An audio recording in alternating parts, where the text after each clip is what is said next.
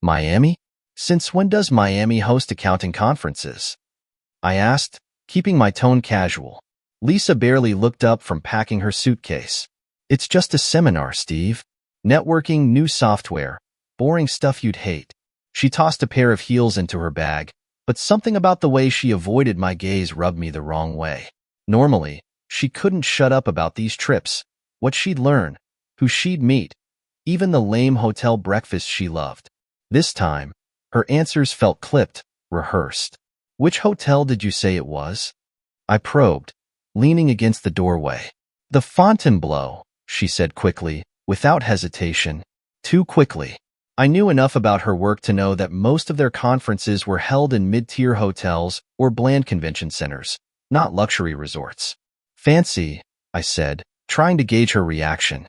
She shrugged, zipping up her suitcase. The company's footing the bill.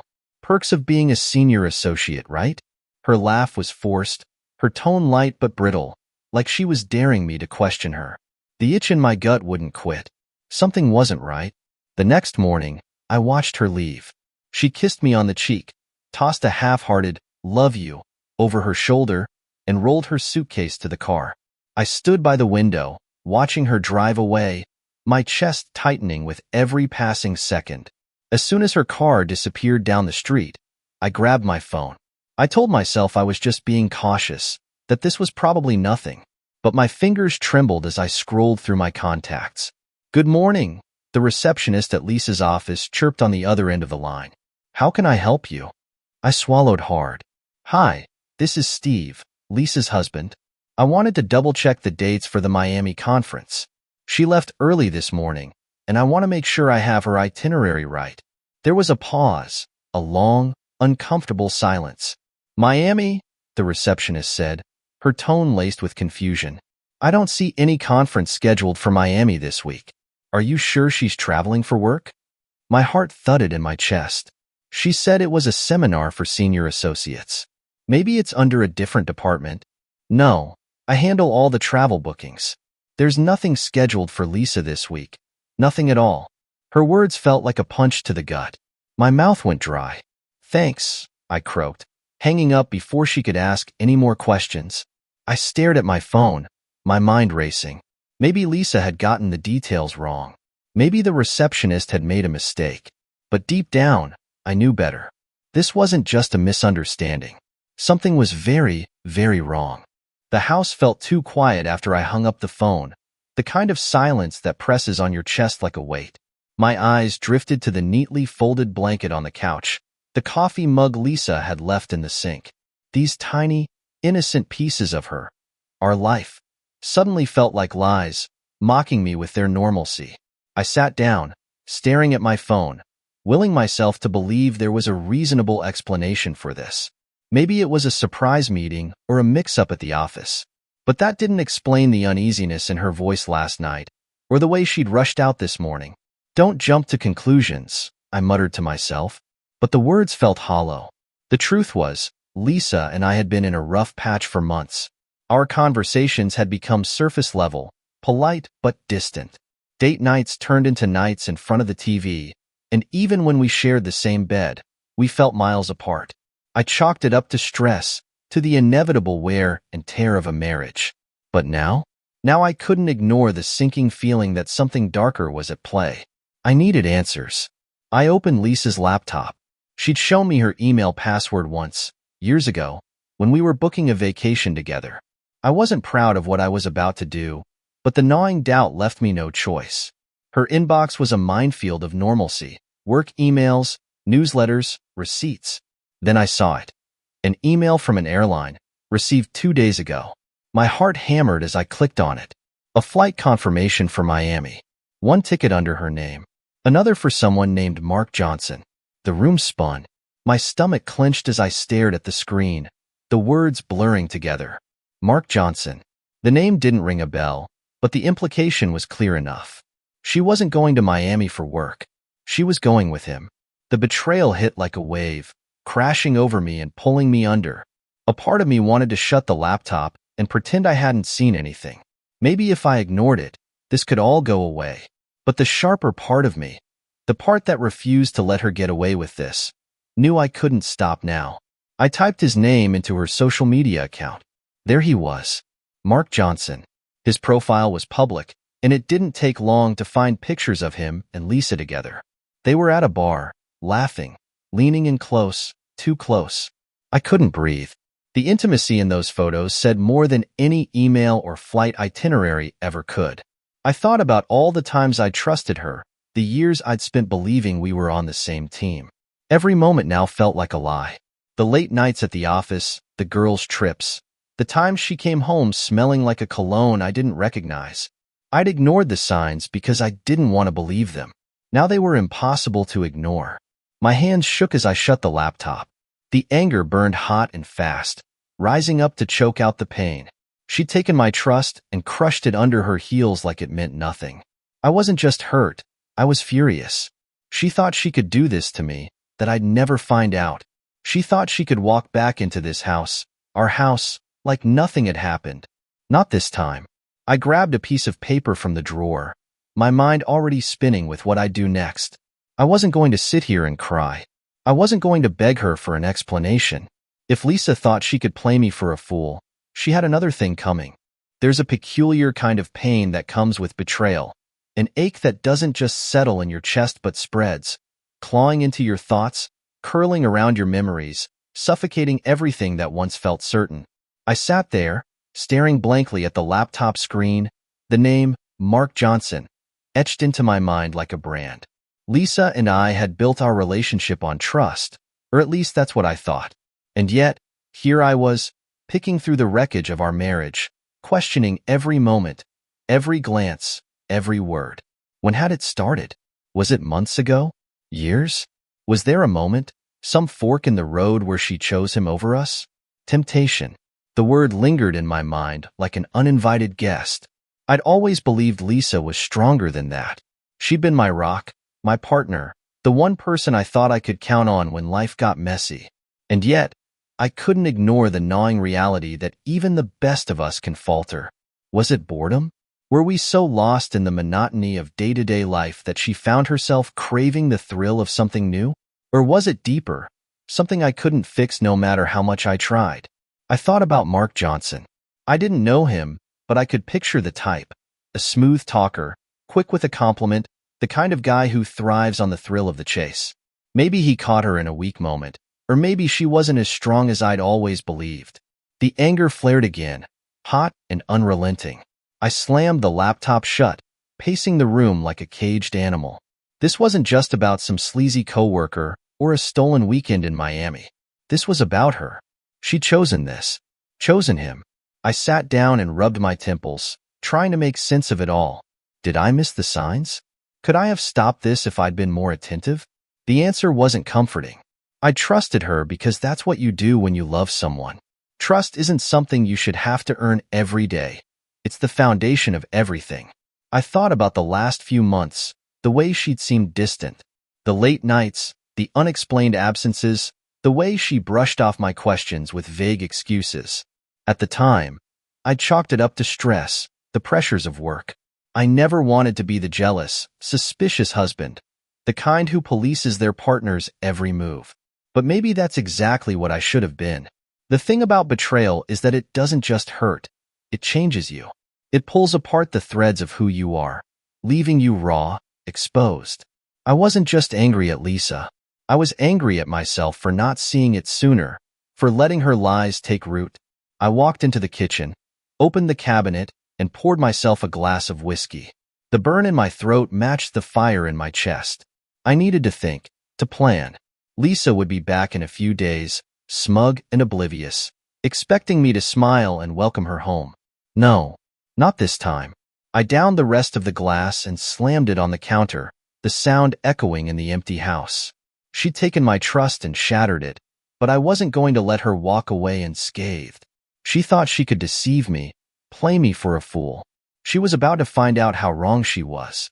I didn't sleep that night. Every time I closed my eyes, I saw her face, smiling, innocent and false. The face of a liar. My mind replayed our moments together, but now, every memory felt tainted. Was she thinking about Mark when she kissed me goodbye last week? Was she texting him when she sat on the couch next to me, claiming to be too tired to talk? The silence in the house felt oppressive, mocking me with its stillness.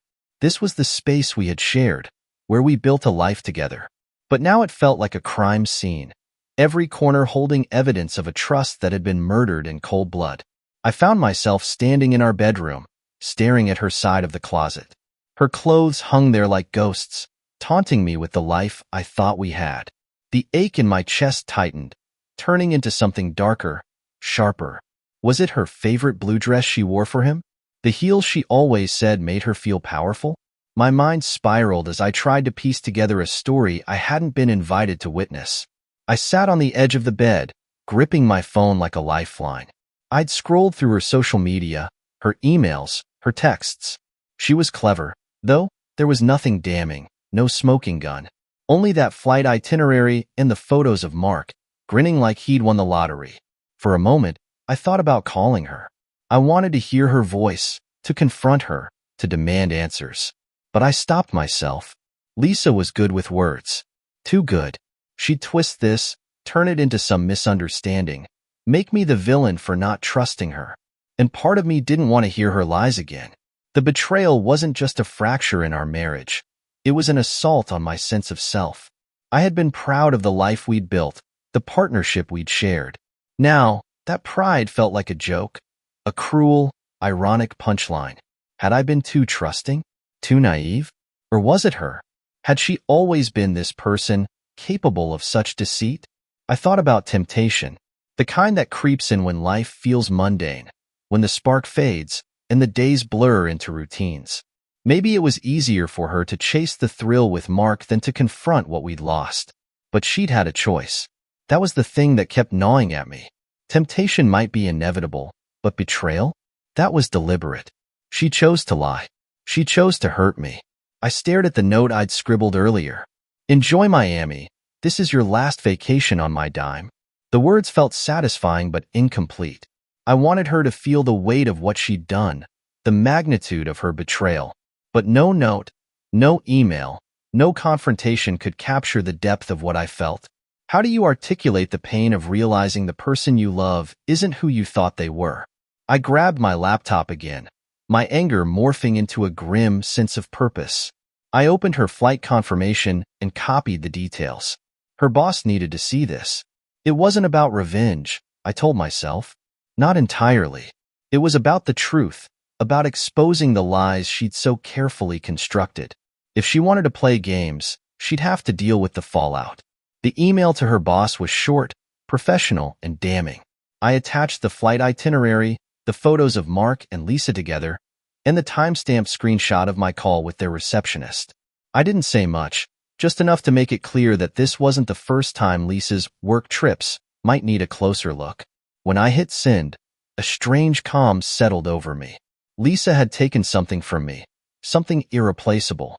She thought she could get away with it, that she could manipulate me into being her fool. But now, she was the one who would have to answer for her actions. I closed the laptop, my mind finally quiet. This wasn't over. Not by a long shot. The email was sent. It was a small action, a click of a button, but it felt like setting off a bomb. I sat there in the glow of the laptop screen, feeling a mix of grim satisfaction and deep, gnawing emptiness. I had always thought of myself as a calm, rational person, someone who believed in fairness, in taking the high road. But betrayal has a way of dragging you into the mud. And now, the bomb was ticking. I imagined Lisa's boss reading that email, the confusion turning to shock, the inevitable confrontation. Would Lisa try to lie her way out of it? Would she blame me, say I'd misunderstood, try to spin it all as some jealous fantasy? She was good at wearing masks, but this time, I'd ripped it off. The hours dragged by like a slow bleed. Every minute was heavy with anticipation, every sound from my phone a potential sign of her unraveling. I didn't expect her to call, not yet. She was too clever for that. But I knew she'd feel the walls closing in soon enough. As the day turned into evening, I found myself spiraling deeper into the memories of our life together. The first time we met, her laughter, her wit, the way she used to look at me like I was the only man in the world. Was that look a lie too? I thought about the little moments of tenderness that had once defined us. The lazy Sundays in bed, the way she'd hold my hand in the car. Those moments were real. They had to be. But now, they felt like glass shards in my mind, cutting into me every time I tried to hold on to them. Anger became my armor, a defense against the tide of pain that threatened to drown me. She wasn't the victim here. I was. Still, a question lingered in the back of my mind, stubborn and unrelenting. Why? Why risk everything we'd built for a fling with some coworker? Why not talk to me, tell me she was unhappy, give us a chance to fix whatever had gone wrong? Was I that blind? That unworthy? It wasn't just her betrayal of me. It was her betrayal of us. The life we had worked so hard to create, the promises we had made. She'd taken it all and thrown it away for a thrill. The next day, I got the call I'd been waiting for. "Steve," Lisa's voice came through the phone, sharp and panicked. "What the hell is going on?" Her tone was clipped, urgent, but I could hear the undercurrent of fear. "I have no idea what you're talking about," I said, letting the words hang heavy with false innocence. "Don't play dumb with me. My boss just called me. He says you sent him an email about some flight to Miami. Are you out of your mind?" Her deflection was almost impressive. Almost. "Are you out of your mind?" I countered, my voice hard. "Because the last time I checked, you were supposed to be on a work trip. Except it turns out your so-called work trip was with Mark Johnson." Her silence was deafening. "Steve, it's not what you think," she began, her voice shaky. "It's exactly what I think." I cut her off. "I know about the flights. I know about Mark. I know you've been lying to me. So, save your breath." "Let me explain," she started again, but I wasn't interested. "You had your chance to explain when you stood in our kitchen and lied to my face," I snapped. "Now? Now you can explain yourself to your boss. Or better yet, to the HR department when they find out you've been abusing company resources." The words felt cold, calculated, and they gave me a grim satisfaction. She begged, then she yelled, then she tried to guilt me, but I stayed firm. This wasn't just about revenge. It was about reclaiming the power she had stolen from me. By the time I hung up, her pleas still ringing in my ears, I felt lighter. The house was still quiet, but it no longer felt suffocating. For the first time in months, maybe years, I felt like I had control again. Lisa thought she could destroy my trust, my heart, and walk away unscathed. She was wrong. This was only the beginning. When the call ended, I stared at my reflection in the blackened screen of my phone. My heart pounded, and my jaw ached from clenching it too hard.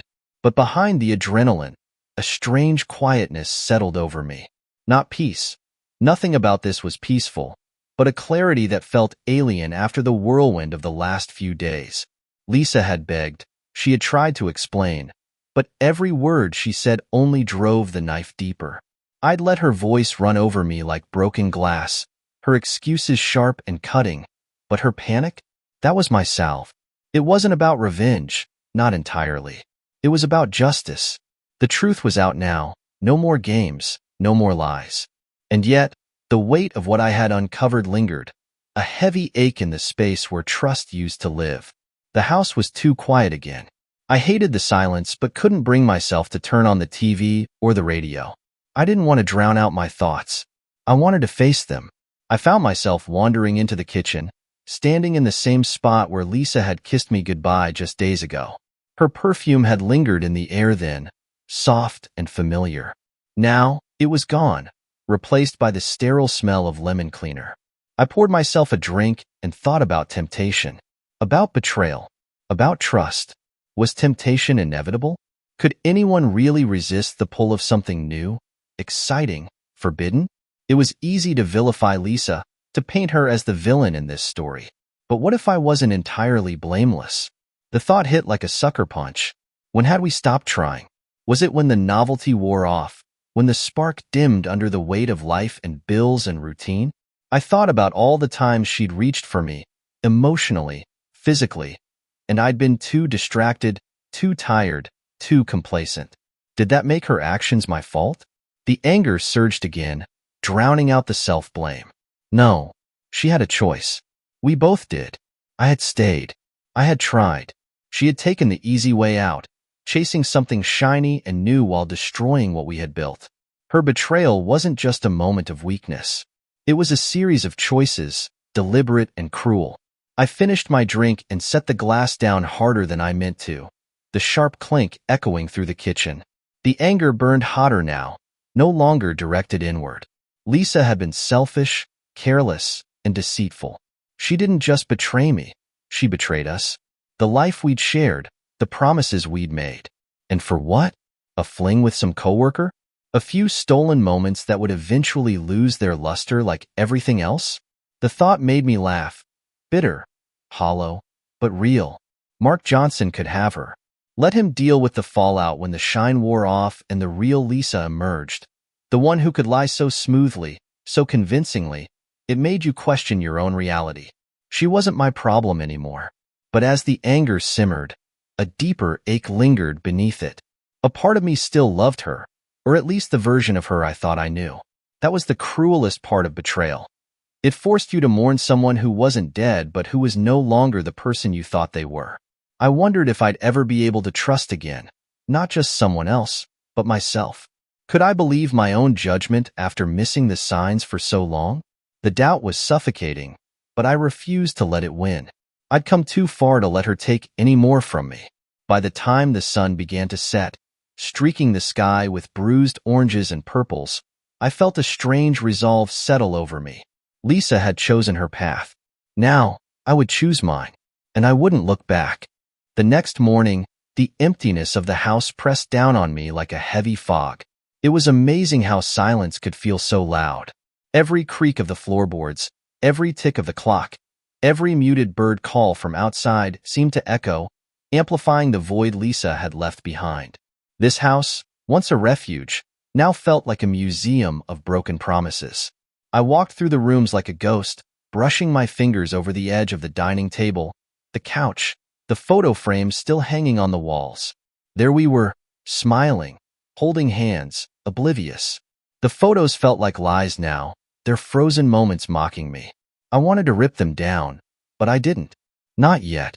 Temptation, betrayal, trust.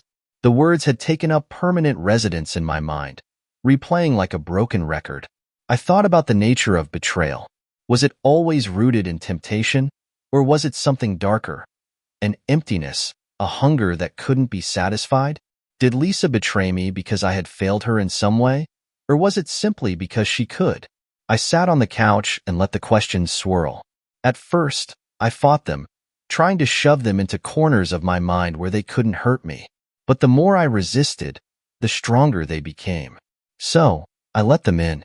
I thought about temptation, how it creeps in like a shadow when you least expect it. It's easy to see it in others, to point fingers and judge. But the truth is, we all feel it at some point. The pull of something forbidden, the allure of something new. Temptation itself isn't the betrayal. It's the choice you make when faced with it. And Lisa had made hers. The anger came next, surging like a tide. I stood abruptly, pacing the room. How dare she? How dare she take everything we had and gamble it away on some fleeting affair? She hadn't just lied to me. She'd betrayed the version of herself I thought I knew. She'd betrayed the promises we'd made, the life we'd built together. And what about Mark? Did he even know the full story? Did he know she was married? Or was he just as complicit, a willing partner in her web of deceit? The thought of him made my blood boil. I didn't know his face beyond those smug photos, but I hated him all the same. By midday, my resolve hardened into something sharper. This wasn't just about pain anymore. It was about reclaiming control. Lisa had made her choices, and she would face the consequences. But I wasn't going to sit here and wallow in what she'd done to me. I grabbed my phone and started scrolling through old messages, emails, anything that could give me a clearer picture of what had been happening behind my back. It felt invasive, wrong even, but she had forfeited her right to privacy when she betrayed me. The pieces began falling into place. Late nights at the office. A sudden interest in networking events. A string of texts to a number not saved in her phone, always vague, always brief. I copied everything I found into a folder. Proof. Not for her. She'd lost the privilege of my explanations, but for myself. I needed to see it all, to confront the truth, no matter how ugly it was. As the sun began to dip below the horizon, painting the walls with streaks of gold and shadow, I stared at the folder on my laptop. It was all there. The flight itinerary, the photos, the messages. Lisa thought she could play me, lie to my face, and walk away unscathed. But she underestimated me. She may have shattered my trust, but I wasn't the one left picking up the pieces. She was, and I was finally ready to make her see it. By the time night fell, the air in the house felt heavier than ever. It was as though the walls themselves were suffused with the weight of my discovery. I tried to eat, tried to distract myself with mindless scrolling on my phone, but everything circled back to the same gnawing thought. How could she do this to me? The question wasn't just rhetorical. I needed an answer, not from her, but from myself. Was there something I had missed, some invisible fracture that had grown into a chasm?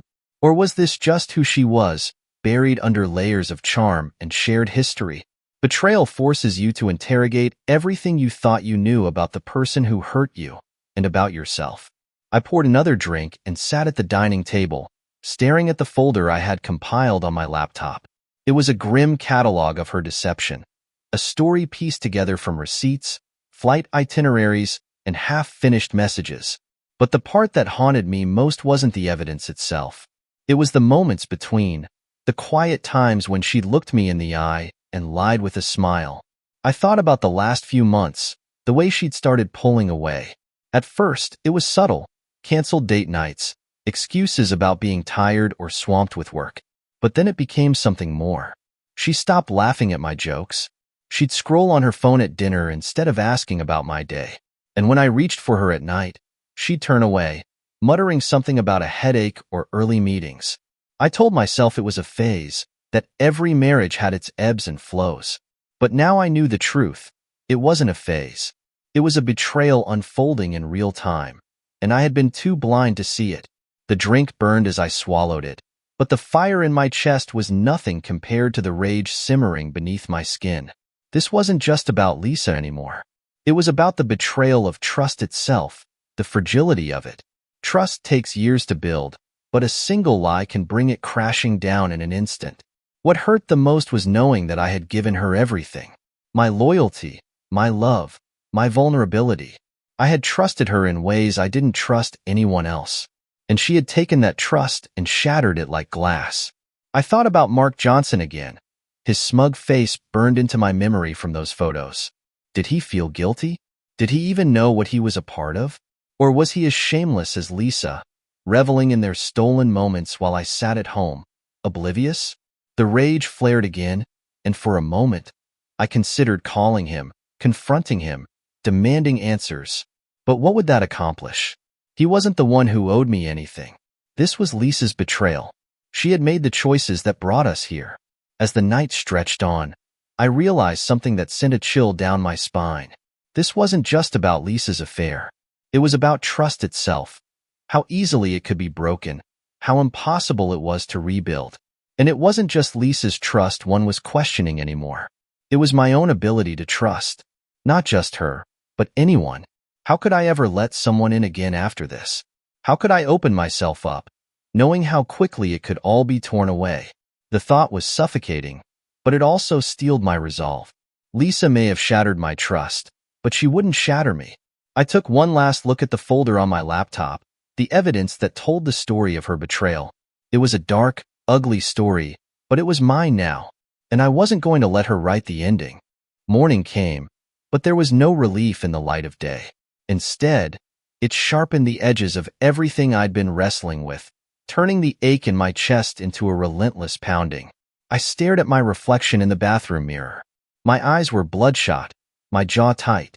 The man looking back at me was a stranger, someone hollowed out by betrayal. I didn't like who I was becoming, a prisoner of my own anger and doubt. But what other choice did I have? I splashed cold water on my face, but it did little to dull the heat boiling beneath my skin. Today was the day I had to face it all, to confront the wreckage Lisa had left in her wake. The notification on my phone jolted me out of my thoughts. Message from Lisa. I didn't open it right away. The sight of her name alone was enough to set my teeth on edge.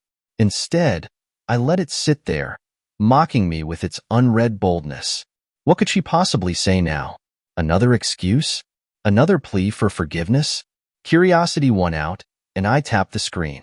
Steve, I'm coming home today. We need to talk. Please don't do anything drastic before we have a chance to work this out. I love you. I love you. The words felt hollow, almost cruel. Love wasn't just a feeling. It was a commitment, a promise to put each other first. She had taken that promise and torn it apart, piece by piece. The gall of it, to throw those words at me like they could somehow glue the shards of my heart back together. I paced the living room, her message still open on my phone. The anger was back, a fiery rush that threatened to consume me. I thought about ignoring her, locking the door and leaving her to stew in the consequences of her actions. But no, that wasn't enough. She wanted to talk? Fine, she could talk. But this time, she wouldn't get to control the narrative. I grabbed the folder from my laptop and printed every piece of evidence I had. Flight itineraries, screenshots of texts, and photos of her cozying up to Mark. Each page felt heavier than the last as I slid them into an envelope, sealing it with a finality that mirrored my resolve. By the time I was done, my hands were trembling, not from fear, but from the adrenaline coursing through me. Hours passed in a haze. I tried to keep myself busy, but nothing could distract me from what was coming. When her car finally pulled into the driveway, my heart jumped into my throat. I didn't meet her at the door. Instead, I stayed seated at the dining table, the envelope in front of me like a loaded weapon. She walked in, her heels clicking against the hardwood floor. She looked disheveled, her hair pulled back hastily, her face pale. I didn't bother standing. Steve, her voice was soft, pleading. Please, can we talk? I gestured to the chair across from me. Sit. She hesitated, her eyes darting to the envelope. What's that? Your lies, I said flatly. Everything you thought you could hide from me. Her face crumpled, and for a moment, I saw the woman I used to love, the one who used to make me laugh, who used to light up my world. But then the anger returned, eclipsing everything else. I want the truth, Lisa. No more excuses. No more lies. She sat, her hands trembling as she reached for the envelope. When she pulled out the first page, the flight itinerary, her breath caught. She began, but I cut her off. Don't. Just don't. My voice was sharp, my composure hanging by a thread. You've already said enough. Now, I want the truth. Her eyes welled with tears, but I refused to let them sway me. The time for sympathy was over. Why, Lisa? Why did you do this? For a moment, she said nothing. Then she looked up, her voice barely a whisper. I don't know. Her words hit harder than I expected. The ambiguity, the refusal to take responsibility, was worse than any confession could have been.